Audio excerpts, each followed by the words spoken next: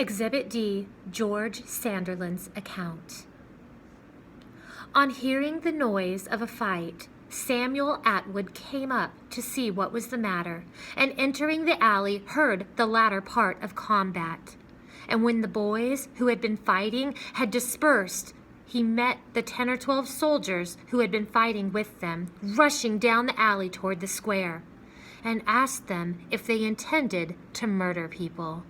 They answered, "Yes, we do," and struck and wounded Atwood. Immediately after, those heroes, the British officers, appeared in the square, asking, "Where were the cowards?" One of them advanced toward a youth who had a stave in his hand.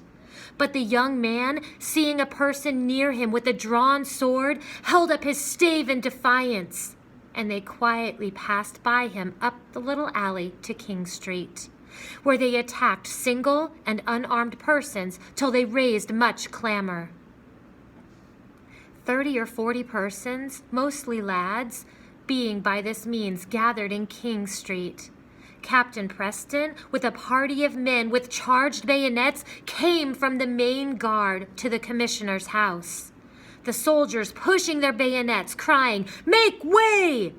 They took place by the custom house, and continuing to push, to drive the people off, pricked some in several places, on which they were clamorous, and, it is said, threw snowballs.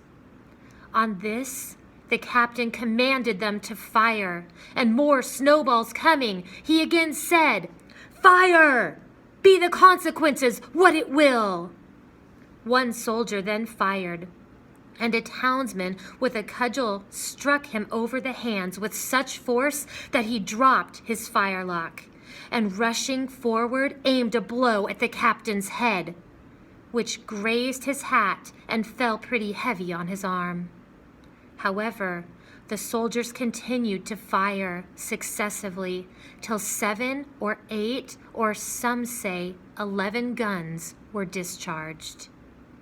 By this fatal maneuver, 3 men were laid dead on the spot, and 2 more struggling for life.